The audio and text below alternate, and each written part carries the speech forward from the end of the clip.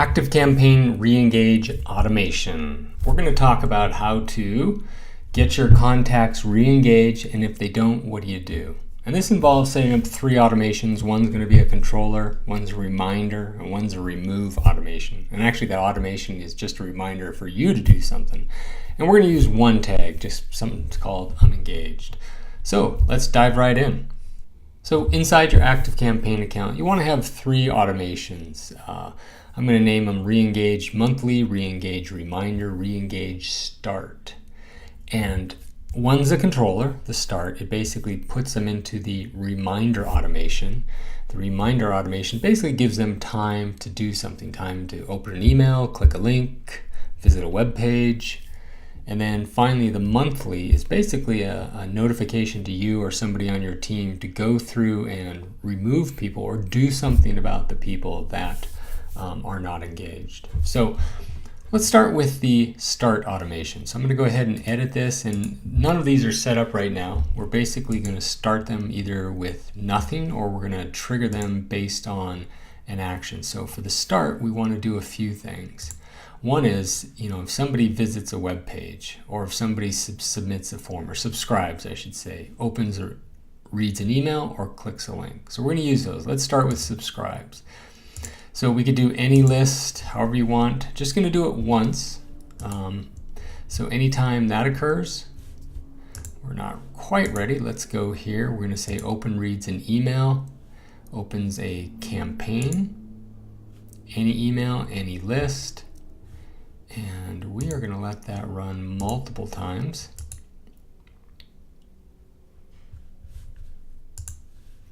Clicks a link, which effectively if they've opened an email, then and click a link, well, that means they've also opened an email. So this is a little bit on the overkill side, but definitely worth doing. And then one more way to get in here is visit a page. So you're going to want to pick off one of your websites that you've already added. And I'd recommend just using the wildcard, star, or the asterisk. And again, run that multiple times. So there's many ways for people to get in here, and all we're doing is basically controlling what happens. We're going to simply remove them from the other automation, which is the reminder automation. So let's do that. Let's end another automation. And then you want to put them right back in there. And you can do that right away. However, I'd recommend putting in the shortest amount of wait time, which is 5 minutes. Sometimes things go wrong, something gets glitched. Give them a few minutes just to figure it out, and then put them right back into there. I know it seems kind of weird to stop it and then restart it, but basically we don't want to end up having people go through this thing completely if they've done something that we're looking for. And then I typically just end this automation. So people can come into this multiple ways. They get removed from the reminder automation if they're in there, wait a few minutes, and then put them into the reminder automation. So what does the reminder automation do? Well, right now it does absolutely nothing, but we're going to change that. So we are going to wait. And this is up to you. How long do you want to wait? So keep in mind that they're getting into this automation after having done something, after clicking a link, reading an email, subscribing to a form. They're doing that. So I'm going to wait, let's say 7 days. Now, I'm also assuming that you're sending emails on a regular basis. If you don't send emails out once a month or later, you might want to extend this date. So go ahead and put that in there. And if they're in here after 7 days, that means they haven't done something that you're interested in doing. So let's send them a reminder email. And I'm using this kind of generically. It's not specific to any campaign. I am not even going to create it right now, but it would be very generic, something to the effect, hey, are you still interested in what you signed up for? And then you can repeat this again. So maybe wait another 7 days or something like that. So wait 7 days, which means that they still haven't opened an email, clicked a link, visited your site. And there's no reason you can't just send the exact same email since they haven't read it. And do this as many times as appropriately. And finally, at the very end, and I am going to add a tag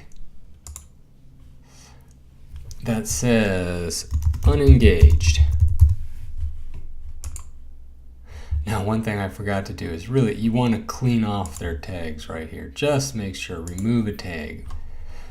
So actually, first thing you want to do is remove that if it's applied, and then wait 7 days, send them an email to kind of jog their memory, maybe wait another 7 days, send the same email, and if they get to this point, you're going to mark them as unengaged and go ahead and just end this automation.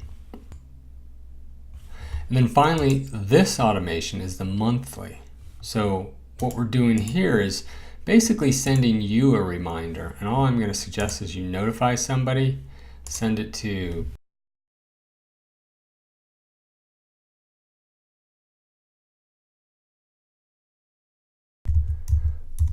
something like that. And we don't need that. So you're basically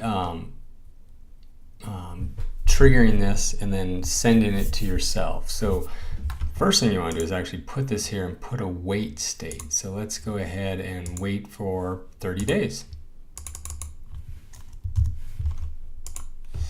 And you're going to want to actually loop back on this and just keep yourself in this loop.